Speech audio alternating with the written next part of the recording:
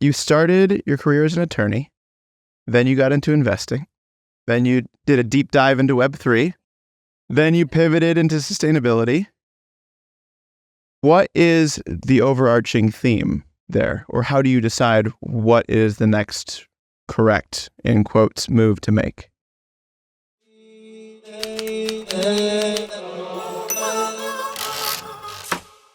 Question. I think the overarching theme is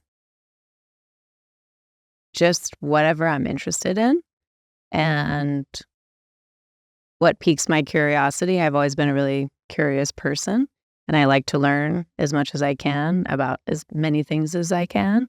And so I think, I mean, I've had a very nonlinear career. Like you said, I started in law, and I wound up in law actually I went to college to be a journalist, and I studied broadcast journalism with a minor in economics, and I thought I was going to be, on CNN one day. And through internships when I was in college, I actually wound up meeting a lot of lawyers, and I thought, okay, maybe I don't want to go and work for like the local like news station. I want to be kind of this expert on TV and get to interview all of these amazing people. And how do I get to that position as fast as possible? And through meeting all these people in that internship, I was like, okay, maybe it's going to law school and becoming an expert in something. And that can be my shortcut. And then, I wind up with a lot of law school debt, and then wind up in big law because I did well in law school, and I was offered an amazing position at one of the top law firms in the country, and got into corporate restructuring, which is a very niche field. But my first deal was filing the Lehman Brothers bankruptcy.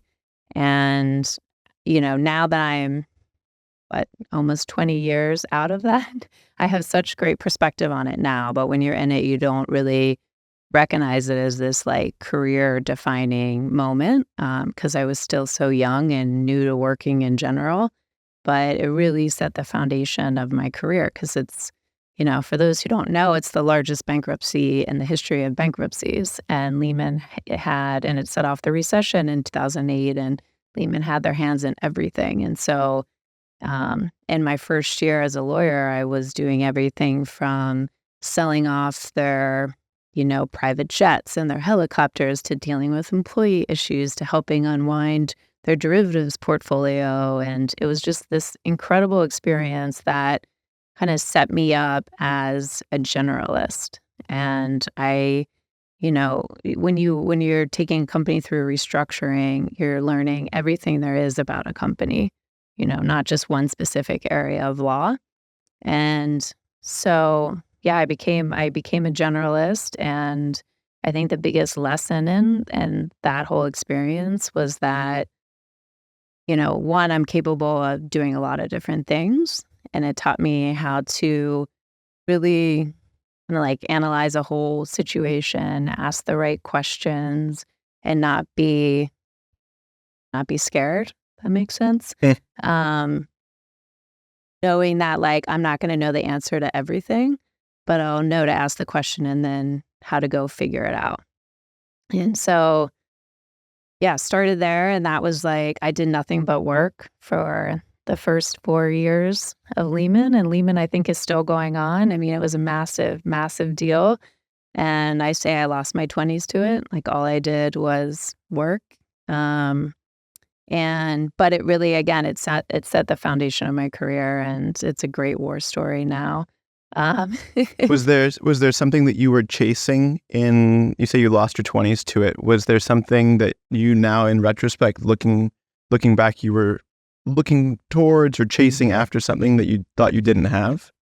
At that time, no. I mean, it was, again, I started in that role, one, because I had a lot of student debt and it was a good job. And I also realized that you you can't say you're a lawyer by just going to law school. Like, that doesn't really teach you how to be a lawyer. You have to like get into the trenches. And so I wanted that experience. And yeah, so I guess in a way I was not chasing, but it was cool to work on the deals that were on the cover of the Wall Street Journal and to have motions that you wrote being quoted in the New York Times, or that there was some excitement to that. And then also knowing that like I am performing and a part of a team that's at the highest level that you can be in this profession. And I had the opportunity to learn from the people who, like, we were making case law. Like, I mean, it was a really like special, incredible experience that took absolutely everything out of me. Like, truly, it exhausted me to the point where I had to like totally quit law after and take a break from it. But yeah, so it was a lot. But I think that at that time too, I wasn't as intentional about my energy or my time or my direction as I am now. Because I was young, and I was just kind of thinking of like, this is the career path you follow, and I know that if I do this, I'm going to have a good job, and this is going to set me up, and I'm going to make money, and I'll be, this is great. Yeah, almost the career path that we're told we should take in a way. Exactly that. Yeah. And what was then the tipping point to shift out of that towards investing and choose a more intentional path? Yeah, it was a lot of really hard years. It was hitting a point where like I said, I lost my 20s and I just was completely exhausted. Like, I don't really know how to describe the level of work and stress that we were all under at that time. I mean, we were doing all-nighters on a regular basis. We were expected to be in the office from 9 a.m. through, 10, 11, 12 p.m. at night, or 12 a.m. They had black cars for you to take you home, and they fed you every meal, and you were there on the weekends. So it was absolutely exhausting. And I just finally hit a moment where I was like, I can't do this anymore after 4 years. I think I got a little blessing and a little relief where I was picked to go to London and work on the MF Global restructuring there. And so that's the only thing that got me off of the Lehman deal. And I got sent to London, and I was dating somebody at the time who came with me, and it was a relief and gave me a little bit of some breathing space to really think about what was next. And during that time, I decided like, I just can't do this anymore. And my boyfriend at the time wanted to move to LA, and my sister lived in LA. And so I was like, all right, let's do it. And we decided that as soon as my London trip, as soon as that stint was over, that we would move, I would quit and we would move. And so the plan was for me to get back, quit law altogether, and just move to LA and figure it out. And I had absolutely no idea what I wanted to do next. I just knew I couldn't do the big law thing anymore. And so then we get back, and I try to quit. But before I gave notice, I called my mentor, who he had also left the firm by then and was doing something else. And I told him my plan. And he was like, you're ruining your career. Like, absolutely not. Everybody's going to think you got fired. This is a huge mistake. Like, you've worked so hard. Don't do this. Let me like at least go to LA and take another job there, because my firm didn't have an LA office. And so he was like, let me help you, but please do not just quit law. And I don't know if that was the right call or not. But it scared me enough where I let that influence me. And, again, I was fortunate enough because of my experience. He made one call to a firm out in LA. 2 days later, I was on a flight out to LA to interview, and I had a job within a week. And so I had the job lined up when I moved to LA. came to LA, worked at a law firm out here, another big law firm for another 2 years. So I did, almost 6 years in big law altogether. But I accepted that job really out of fear and out of like, I don't know what to do next. And thinking that maybe being in LA and just the shift would like make it seem better somehow.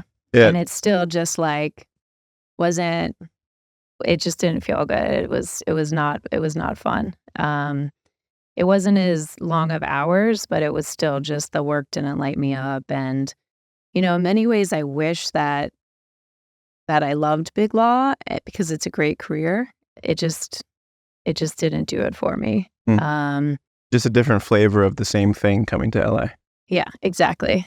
And so I was fortunate enough to also, my sister is my best friend and knew a woman who was or is a life coach. And my sister's like, you really, because I just was totally lost and unhappy. And my sister's like, you really need to meet with this woman, like just try it out. And I had never done any kind of therapy. I had never really even done any kind of like self-reflection, like type work at all. And I went to this woman and on day one, she was like, why are you here? And I was like, I'm stuck in my relationship. That's a whole nother story, but we won't go there.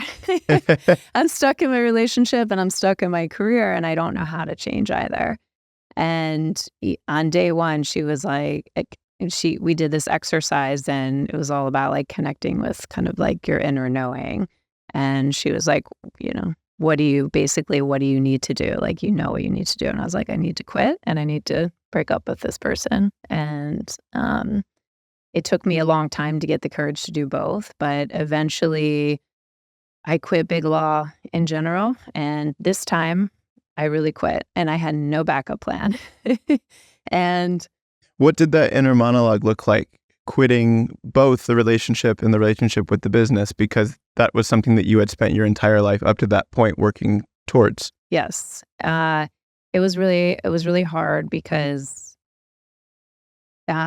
in both situations were not bad situations. Like I wasn't working the hours I was before, but it didn't light me up. And I knew it wasn't in integrity with my higher self. Like I knew that's not what I was in this world to do. And then in the relationship aspect, it was also like my ex is an amazing man. Like he was a great boyfriend to me. Like there was nothing wrong with him. Our relationship just reached completion. Like I also knew that he wasn't the person I was supposed to be with forever. But I knew that we could have a good life together. Like we would have been fine, But I didn't want just fine. I wanted way more than fine, right? And so it took just a lot of meditating and being quiet and like really connecting again with that like higher self that like knows what is good for you and not good for you, or not right for you, I should say. And so yeah, I got the courage and I went in this time and I quit. And I had people at the firm tell me that again I was crazy. There's some people that obviously it was like something so outside their comfort zone that they would never do, that it didn't sit well with them and they didn't understand it. And so I certainly had some people telling me that I was making a huge mistake. And then I had, some partners who really liked working with me, and they were like, why don't you just take, a break and come back. And when you're ready to come back, there'll be a job here for you. But I didn't want that safety net because I was afraid I would take it when I came back. And so I just said, no, I'm out. And it was the most freeing experience of all time because I was such like a type A crazy person that just like followed the direction. I did really well in college, and then I got I studied really hard to get in law school, and I had to work really hard. I think I'm a little bit naturally smart, but I also had to work really hard. And so I busted my ass during law school, and then I obviously busted my ass at the law firm, both of them. And so I hadn't had a break. And I was at that time, I think 31 or 32. I was 32. And I just needed a break, and I needed to like spend that time thinking about what I wanted in life. And it was a really hard thing to like take that time for yourself. And I'm so glad I did. And I went on my eat, pray, love journey. I was like, I'm going to go travel, and I'll figure out what I'm meant to do in this world. And that aha moment will come, and maybe I'll meet the love of my life on this trip and all that. And it was amazing. And I traveled for like 4 or 5 months, and I didn't have that aha moment at all. But I enjoyed the break, and I enjoyed journaling every day and being able to do whatever I wanted. And I didn't have at the time I had Blackberries. I didn't have a Blackberry with like an email, like that scary red light just flashing at you, like, pay attention to me. It was so nice not to have any obligation. And if I wanted to stay somewhere, I had no plan. I had no travel itinerary. So if I wanted to take an extra day somewhere, great. Like if I wanted to. Where did you start the trip? I started in Italy because at the time my brother and his wife were living in Torino. My brother was there for work. And so I used their place as a home base, which was really nice. And so I think all in, I spent a few months in total in Italy, but then I would like come back, do laundry, repack a bag, see them, see my niece, or my nieces, and then, go elsewhere in Europe. I spent the whole time in Europe, which I had never done any traveling like that before. So it was amazing.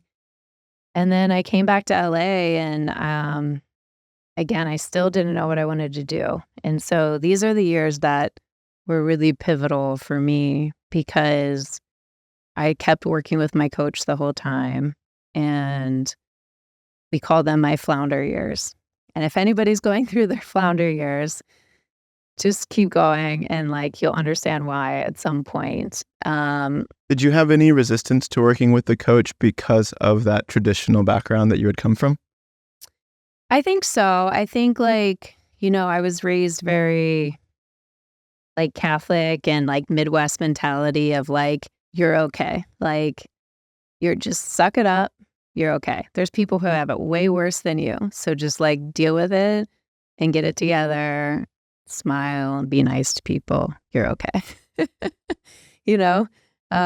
And so I think so. But as soon as I started working with my coach, I immediately knew I needed it. And it was pretty quick of like, when I started, I was seeing her almost every week.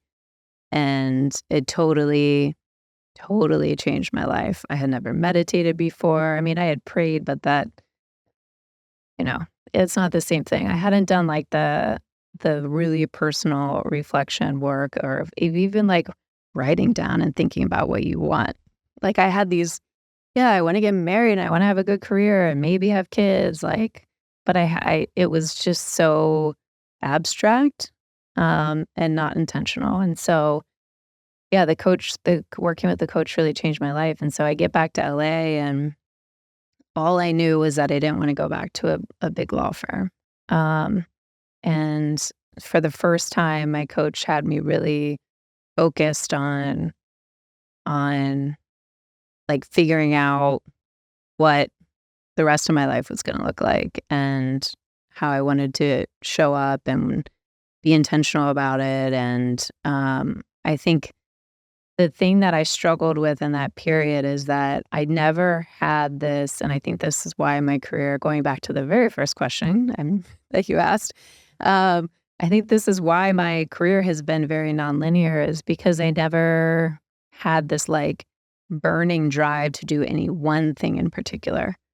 It wasn't like I have to be a lawyer, I have to be a journalist, or I have to be a singer or artist or whatever. And I was jealous, like, of my sister in many ways. She's a writer and an actor. She knew that this is the only thing she wants to do in life, and I did not have that.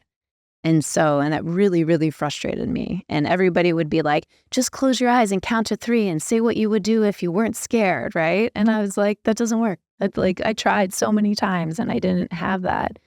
So instead, what we did was had me focus on like, what do I want my life to look like?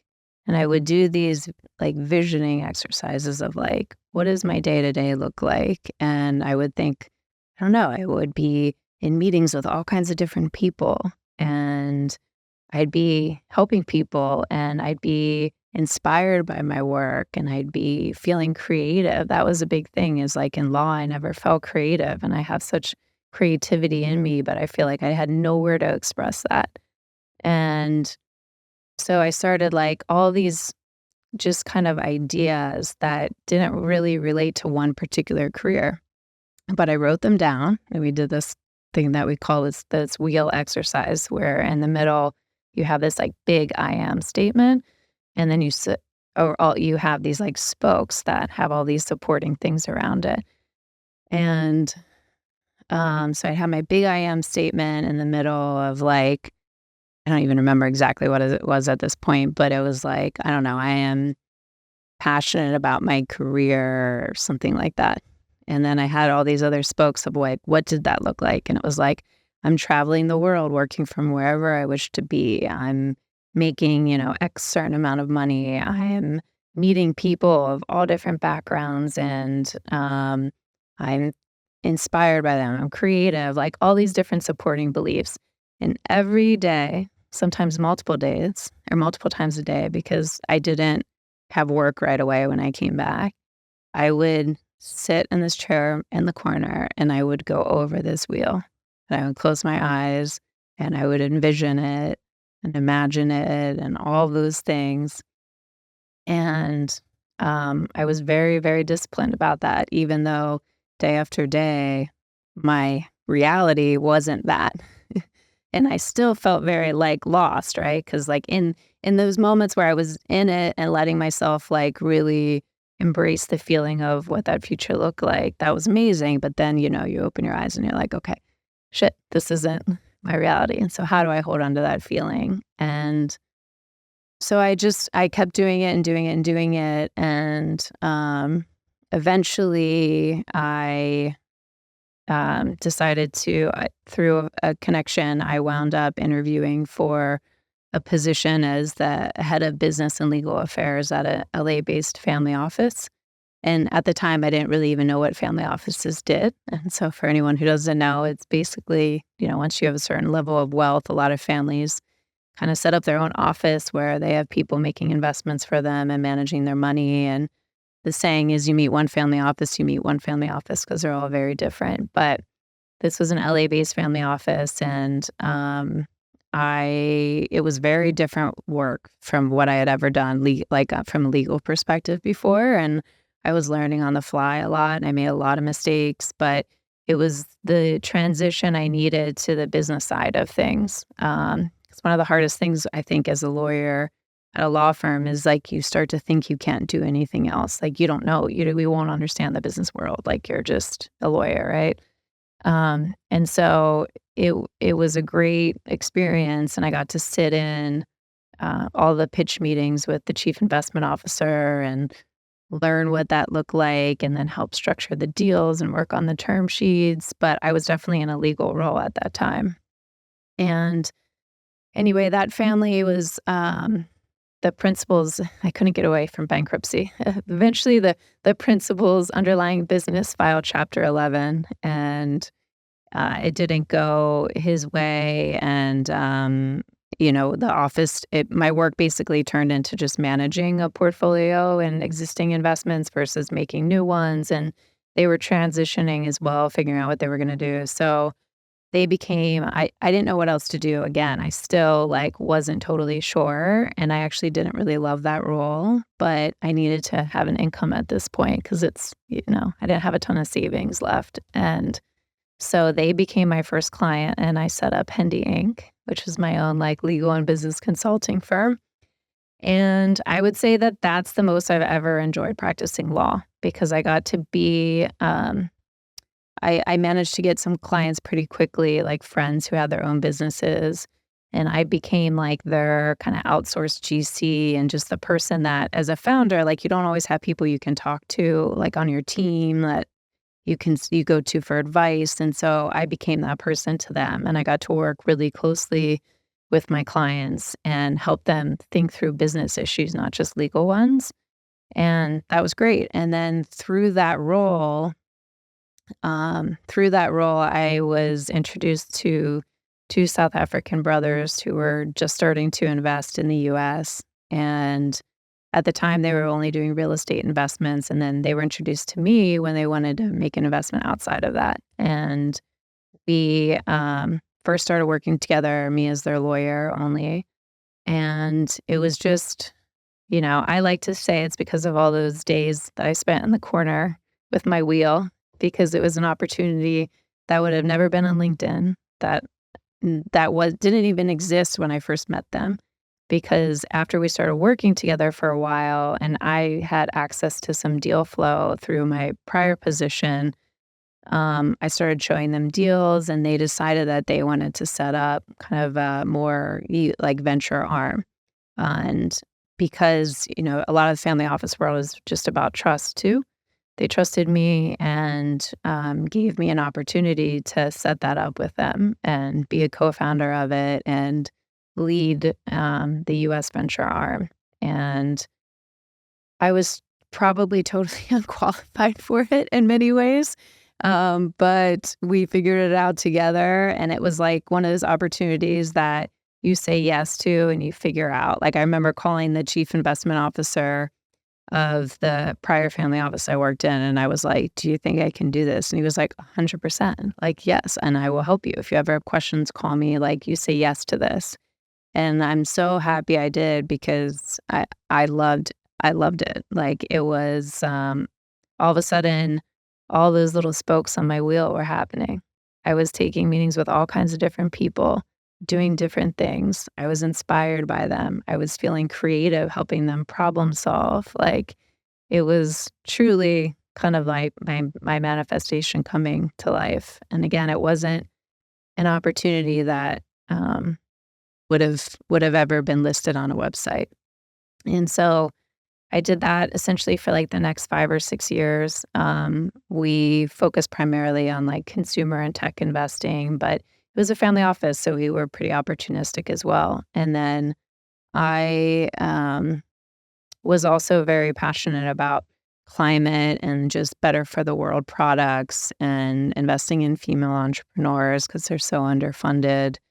And so I would try to just direct the dollars in those directions. We didn't have a clear impact thesis, but I think because of who I am as a person, and also to their credit, the brothers and the CEO of the family office, like they were all young men. They were younger than me. And so their kind of interest aligned with mine in that regard. And so, sometimes I struggled with like just investing for rich people, because I was like, I'm just making rich people richer. And is that really what I want to be doing? But, capital really can be, obviously it's powerful. And so if you have the opportunity to direct capital in a new direction, like you can really make a difference. Those dollars can really make a difference. And they invested in things that I really care about. And so, yeah, it was an amazing opportunity. So that's how I wound up as an investor. I with that question didn't intend for that to turn into an entire biography, but I sincerely appreciate you sharing all of that. And sorry, that was no, not at all. I'm always curious about the why behind the who. Yeah, and me too. Those are always conversations that I feel like I have off, just like out and about, and like, why do you do this? How did you get there? How did this pivot? And what did you have to have that was in alignment for you to get to this next place? Yeah, so I'm always fascinated on that piece. A question that came up throughout that, though, is you talk a bit about being a generalist, yeah, or being someone who has gone super deep into a specific niche.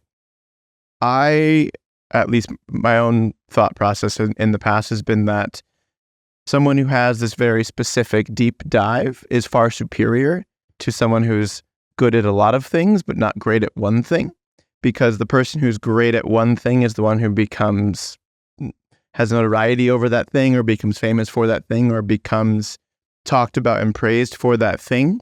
And I think personally, I've worked to do less of this, but I think that I still do get a lot of importance and significance from accomplishment, even though I would like to not. So I'm curious your stance. How do you view the two, being someone who goes hyper-specific or generalist? And do you see that generalist the way that you have it presently? Do you see that as a superpower in and of its own right?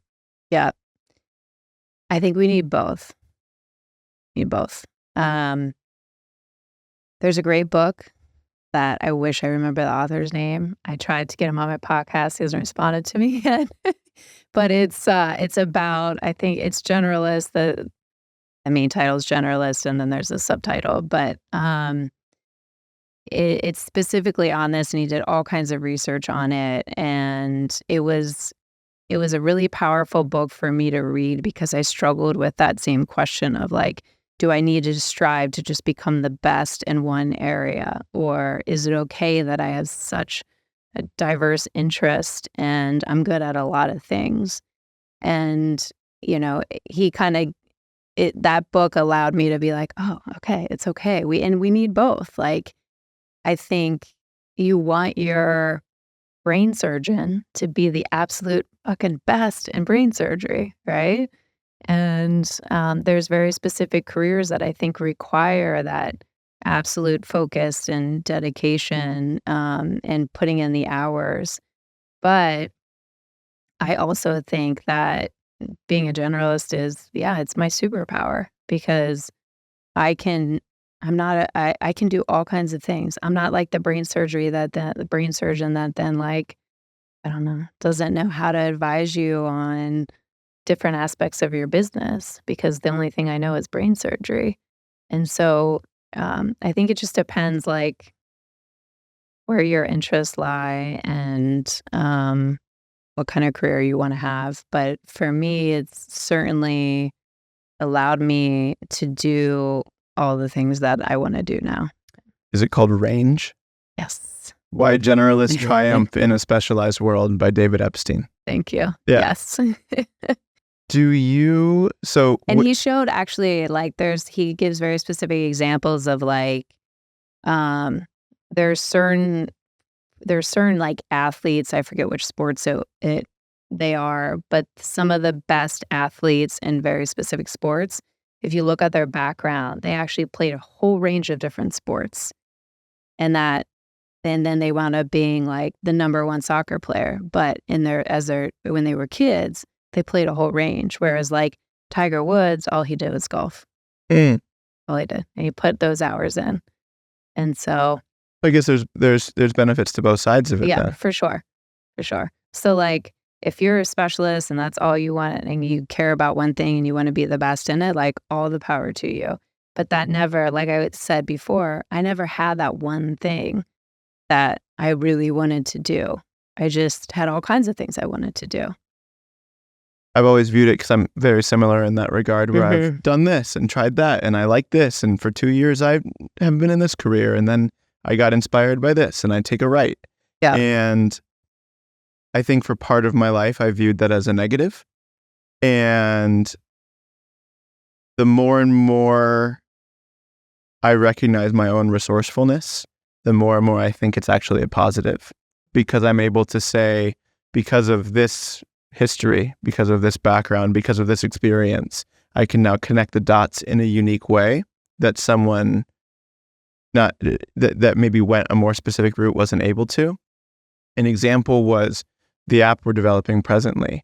I interviewed a couple of Harvard Med doctors that are geneticists on the philosophy we're running this new tech on.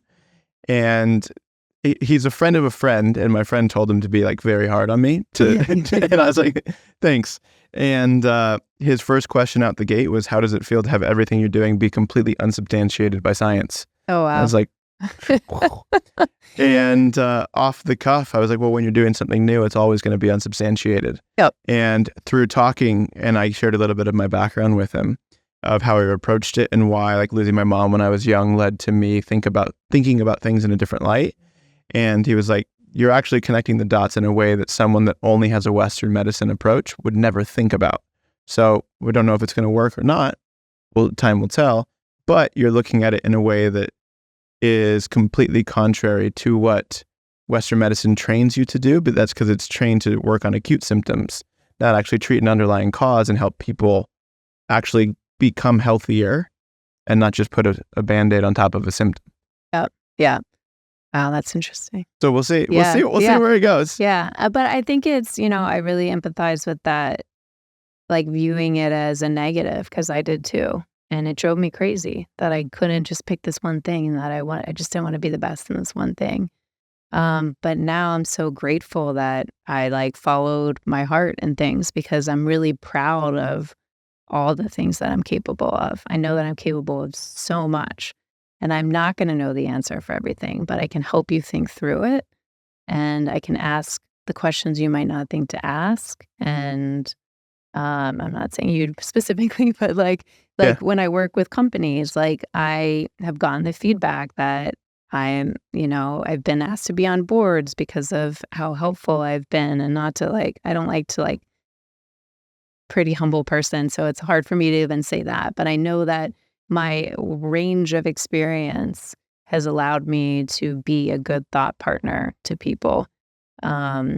And I just think it's really cool to be able to do a lot of different things and to not be afraid to try it, because I think a lot of us too, just get so scared of not being good at something and afraid to try. And then we buy into the belief that you have to do this one thing and you should spend your whole career in this one thing. And I think the younger generation is a little bit different, but growing up for me, that was that's what we were kind of sold.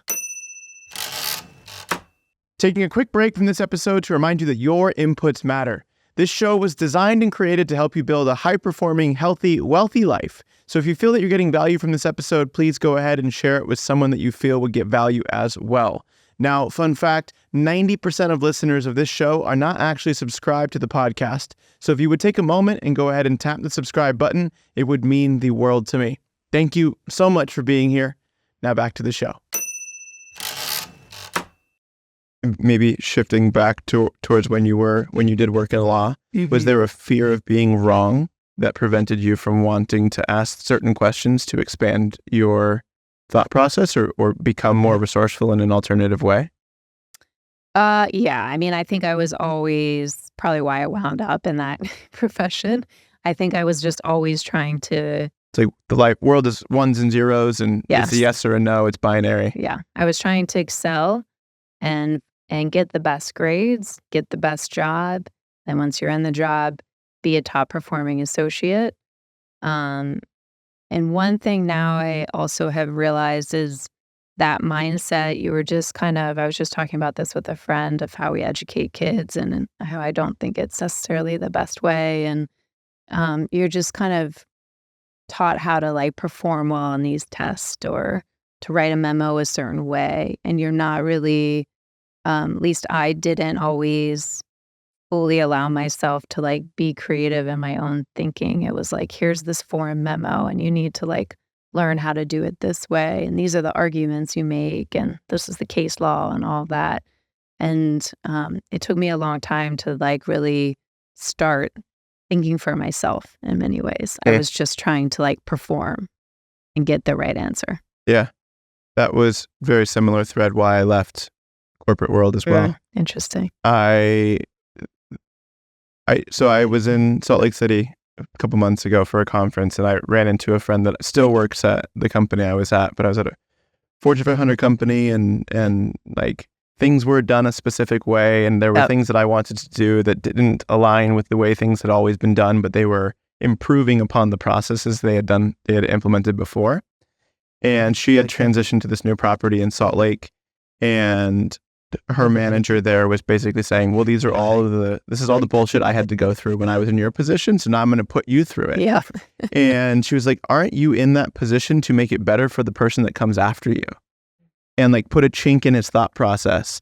And I haven't followed up with her since. I think I should, but it's interesting that we think that just because it's the way that it's been done in the past is the way that it always needs to be. Yep. But then that goes completely in contrast to any type of innovation. Yep. And which is where these investment dollars are getting deployed into, because that's where we want to take the world and continue to grow. So in that lens, how do you now, I guess before we head into investing, what do you think from that chapter of your life? What would be like the top 1 or 2 things that you learned that you've now taken into this present chapter? I think most importantly, like I'm capable of so much. Like I'm not scared to take on anything. And so now if I'm given an opportunity to do something new, it's like exciting to me and I'm not nervous about it. I'm like, let's do it. And I'm going to figure it out. I know I can figure it out. And so that confidence, because I did not have it when I first started, that confidence, it really allows me now to be super intentional with my time and direction. That would be one. And let's see. I would say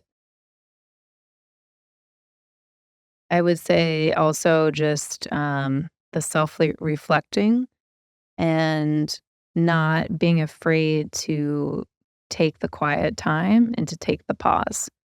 And I was afraid of that. Like you're going to miss out, you're going to fall behind, or I think we're sold this belief like you have to always be hustling. I think even still being in the venture world and investing world, you meet you hear the things in the stories and you're like, what does this founder do from the moment they wake up at 6 a.m. till the moment they go to sleep? And let me mimic that. And they're like, oh, I'm out looking at the sun and then doing all these things, right? Like, and you kind of always have to be in this hustle culture. You don't have to hustle like that. You have to work hard and be intentional for sure, I think. And I certainly have days where I'll work super long hours because I'm passionate about what I'm doing that day and I care about it and it's exciting to me, not because somebody's making me. But I also know that that quiet time is just as valuable and just as important to me than the hustle. Yeah. And so yeah, now I make that a priority for sure, knowing that like the hours that I am intentional with and working, I'm going to be more focused than had I not taken that time.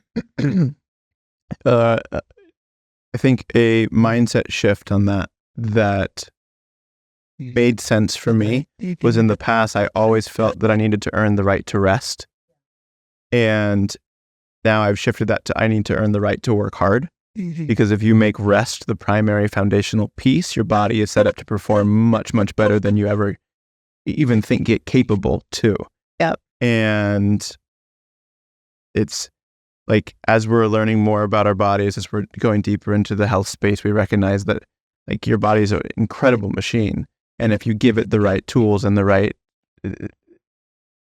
structure and the right inputs in a way to make it up, you're going to perform much better than you ever thought possible. For sure. And, I also had the experience at the big law firm where the people who were my seniors went through it and they made sure that we went through it. And it was before, I'm aging myself here, but it was before Zoom. It was before these video chats. If you said you were working from home, people would be like, excuse, so you're taking the day off. Like there was no working from home. You were expected to be in the office, to put the time in, to be there all hours of the night. There used to be this senior associate that would walk the hall late at night and clock who was still there and who wasn't. And like, that's not productive.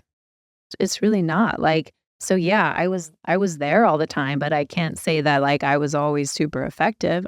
There were many nights that I was just there because I was like, I have to be here. And it's based on perception than actual productivity. Yeah.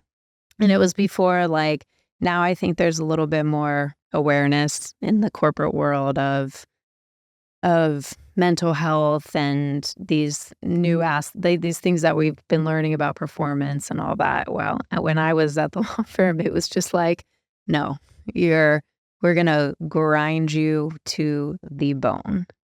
And whoever can stick around through it, great. We also fully expect and need most of you to drop out.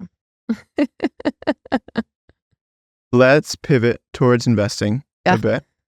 How do you presently, let's start with what are you most interested in presently from an investing standpoint? And then how are you presently sourcing and identifying deals that you want to move forward with? Yeah, so I've taken a bit of a pivot, and so around this time last year, I was mostly consulting. I was consulting with a company. I moved into an advisor role of a company that I co-founded in the Web3 space, but we can skip over that for now. And then also was consulting with a few other companies and a venture fund out of New York. And they actually introduced me to two women, Kyla Rose and Tara, who are now my business partners. And Tara and Kyla Rose were interested in potentially setting up some kind of investment vehicle focused on regenerative agriculture. And so within the, sustainability, impact, climate world, and I didn't know much about regenerative agriculture at the time.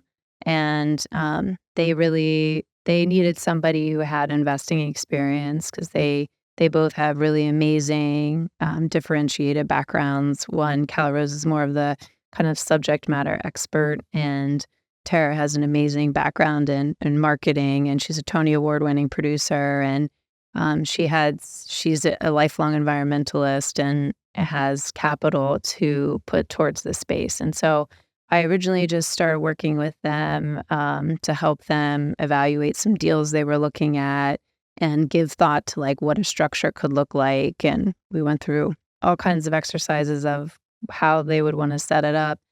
And then I just became more and more interested in the space because I won't get into like all the details of regenerative agriculture, but basically it focuses on soil health. And if we restore and repair our soil, then our soil has the ability to draw down enough carbon from the atmosphere to be a real climate change solution. And it also will make our food more nutritious because our food is not as nutritious today as it was 50 years ago. And there's an amazing documentary called Kiss the Ground that I encourage people to watch on Netflix. It provides the basics of what regenerative agriculture is. But I think it was the first time that with everything going on with the climate that I felt a sense of hope of like this actually, the solution is right here and it's within our reach. And if we, again, going back to like using capital to drive change, if we can really put investment dollars into this space and support these entrepreneurs working in the space, like this is really powerful and it has the ability to make a huge impact. And so again, also being intentional with my energy now and my time and what I want to spend my career doing, it hit me like, this is it. This is all the things I care about. And so, fortunately they enjoyed working with me as well. And so we decided to team up and we are just kicking off fundraising to raise a $50 million impact fund focused on what we call the missing middle of the supply chain in this space. And so the first fund is also called the Leaders Fund because we're looking at supporting leaders in regenerative agriculture that are already doing the hard work. And then also we need leaders from an investment perspective that are willing to invest in us and be leaders and moving capital into the space. And so I'm really excited about it. We have a lot of work cut out for us, but it's been just like, I'm from Ohio. It's like some of these entrepreneurs in the space are like salt of the earth people. Like farming is so hard and it affects everything. It affects all of us. We all need to eat. And so it's been just a really cool, awesome experience to meet these entrepreneurs. And is everything then focused in the US? Yeah, right now our focus is on accelerating the transition to regenerative agriculture in North America. And so companies that are primarily focused in North America, um, that may change a little bit because there's some amazing companies more on the consumer side of things, consumer brands that are supporting regenerative farms throughout the globe. And there's certain areas that certain, things grow better in. And so it makes sense why they're sourcing there. But yeah, primarily we're focused in the US. And then what are some of the criteria that you place possible investments through? Or what does your system or process look like in order for you to audit them in a way? Yeah.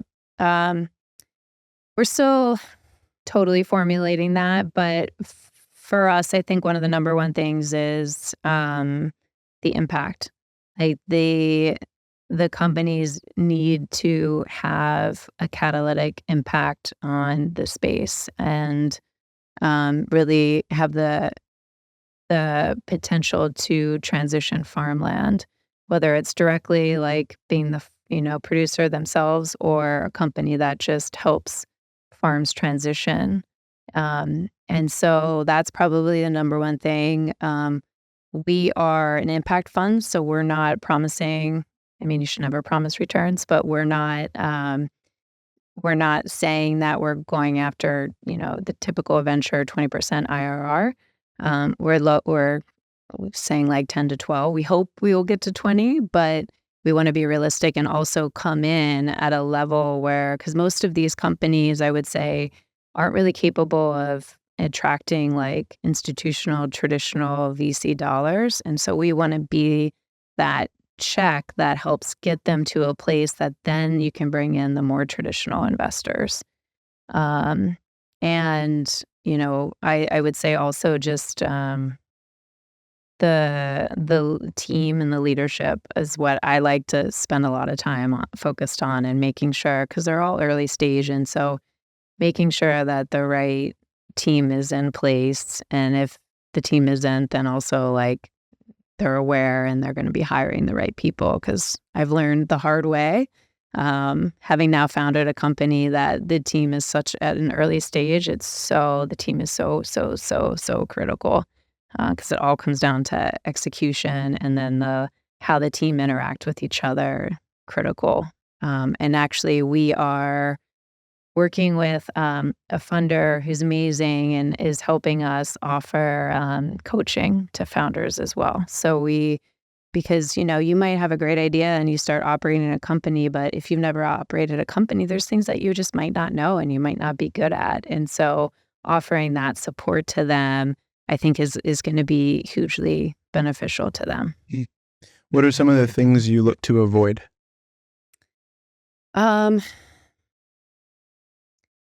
Anything that relies too much on marketing. So,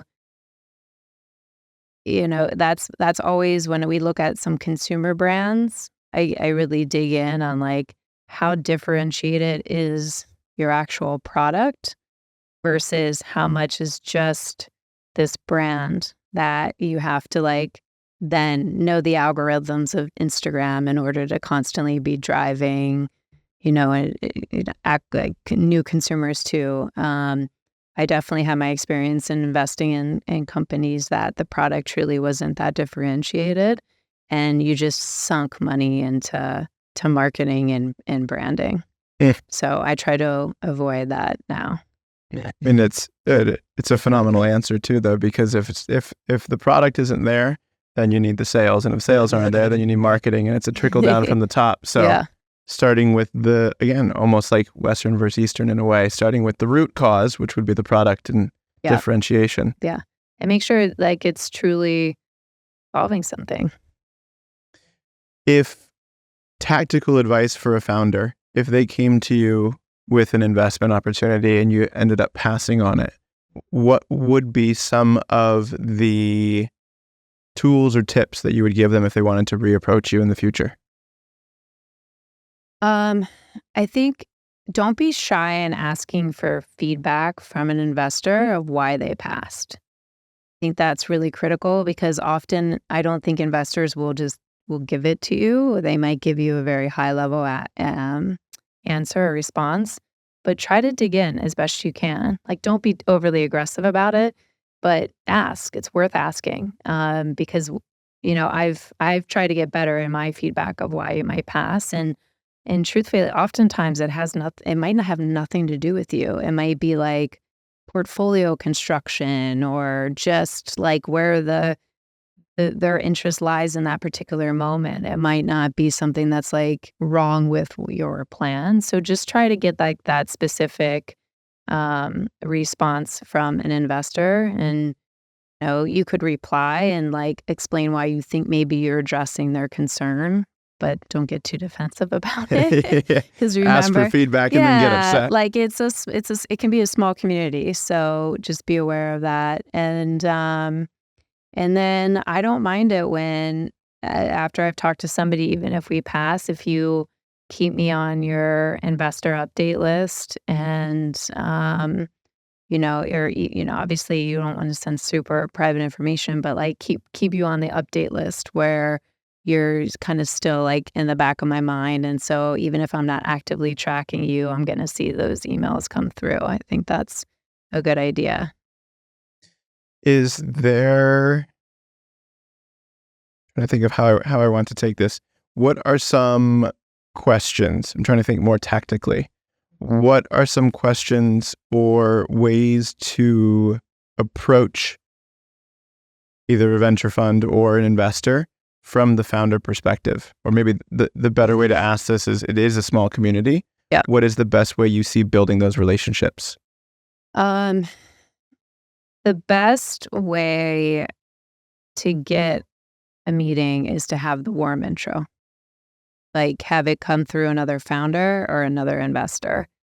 And that sucks if you're not connected. And I fully recognize that. But it is, I think there's some funds, and like our intention too is to have like a general email that people can send things to, so that you're not biased into a certain group of founders that have the right connections, and you want to be able to draw from a broader source. And I think that's really important. That being said, it's like if an investor you know and respect and have a relationship sends you a deal, you're more likely to look at it and pay a little bit more attention to it, even though we're trying to screen that bias out. But it's there. And so as best you can, like go to all the events, like sign up for the random things. That's like when I became an investor, I also like needed to build my network. So I took coffees with everyone. I went to all the events. I had all those awkward moments of like not knowing anyone and trying to network. But the number one thing for me in all of my opportunities since leaving the law firm have come through my network and through the relationships I've built with people. And I think that is just like a number one thing. And so I know it can be really uncomfortable, but it's hugely important. That's something that I've learned from Ben, of all people, too. Yeah. Is phenomenal. And I met Ben at an event. I would assume that's the only place you're going to meet Ben. Yeah. But the thing I've also learned from him is that it can also be in an unlikely event setting. Mm-hmm. Like he's doing hike club, run club, yep, all these different things that he's also interested in. And it's similar to what you were saying before. It's like, chase what I'm interested in or chase what you're interested in. And if you continue to do that, you continue to make connections with people who are also interested in the same things as you. Yep. And it makes that conversation much easier because there's a shared language, there's a shared experience, there's a shared interest of sorts. Yep. I mean, at its root, that's one of the intentions behind the podcast too. It's like have a shared experience and learn from someone. Mm-hmm. No, I think that's a great point. Is it doesn't have to be necessarily like a work function type networking event. Like go to Venice Run Club, go to the different social events and talk to people. Like try like break out of your shell as best you can. Like actually one of the Venice Run Club runs I went to, it It was the Saturday one. And I was struggling a little bit as we were going up a hill. And this nice young man started running next to me. And he just struck up a conversation, and he wound up being super interested in regenerative agriculture of all the things. And it was that was so kismet. And now we've been in touch, and you never know where that connection is going to come from. And so, but you just need to be open to it and put yourself in a position where those connections can be made. Yeah. Yeah. And it's interesting how when you do put yourself in those positions, that which you're interested in seems to find you more as well. Yep. And it's the synchronistic connection that you're like, that energy. Where the hell did you come from? And how Yep. did this connection get made in such an unlikely of places? Yep. That's 100% the energy. Yeah. What, as we wrap up here and on the investing piece, what is something that I don't know about investing that I should, or a question that I haven't asked that I should be? Well, I'm sure there's a lot about investing. There's stuff that I'm still learning. I think I think one thing that gets lost on a lot of founders is what I already said, is that you don't know the reasons behind a no. You just don't know the inner workings of a fund, particularly a family office. You have no idea. So even if they give you a reason, there might be 10 more behind it that you don't know about. And so don't let that no stop you. If you believe in what you're doing, keep going, take the feedback, see how you can tweak things. But don't let it stop you. And because a lot of investors don't know what the fuck they're doing, excuse me, but we're figuring it out too, and we make mistakes. And there's all kinds of examples of investors passing on the Google or the Facebook. And I have some in some no's that I made that were total personal bias, and I'm like, oh man, that was a good one. I should have, and I would say that just venture investing and investment isn't for every company. And I don't necessarily think it's this big prize to say you raised $100 million in funding. That, I don't know if that should be your end all goal. The goal should be able to build a profitable company that can exist without venture investment, right?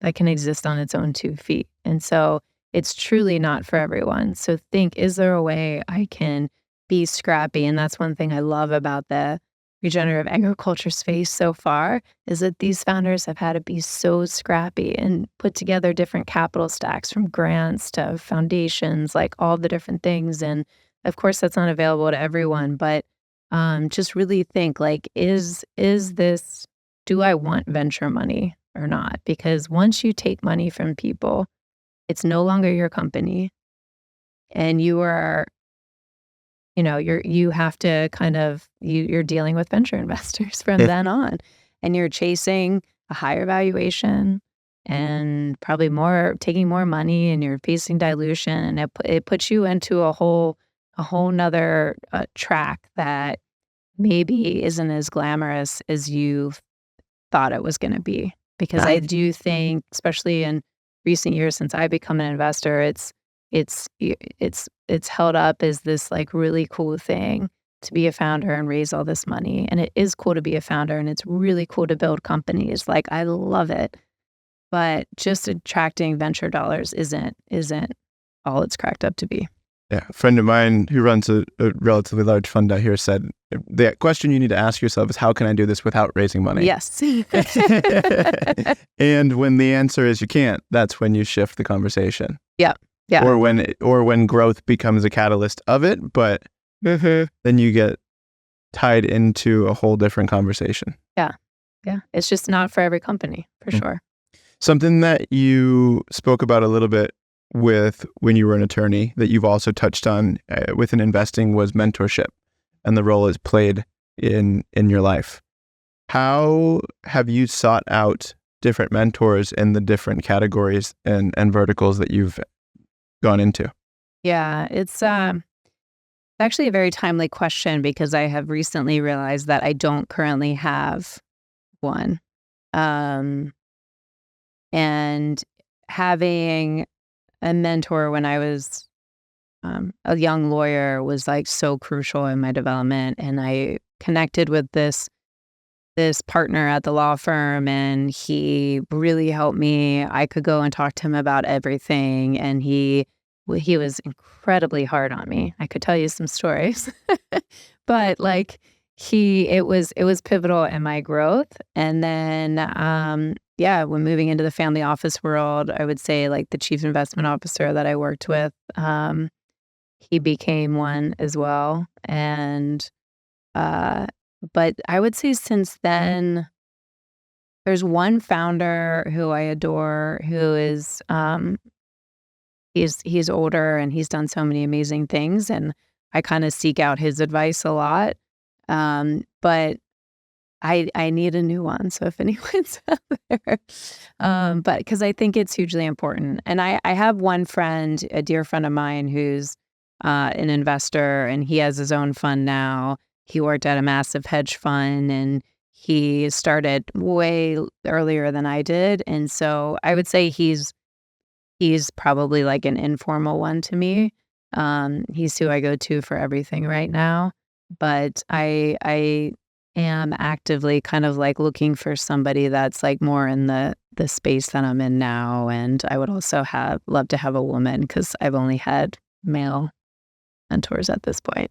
And is that something that you, in a way, formally set up, or does it kind of the relationship expand on its own? I think it expands on its own. For me, it's been that. I don't think there's anything wrong with like, I would be flattered if somebody reached out to me and said, would you be interested in being a mentor to me, and just sharing, being, not like a super time intensive way, but like being that phone call where I can just get advice from, because I think it's important to hold the door open behind you and help people. And yeah, so I would be happy to be somebody's mentor. And so I think if it's okay to reach out and ask.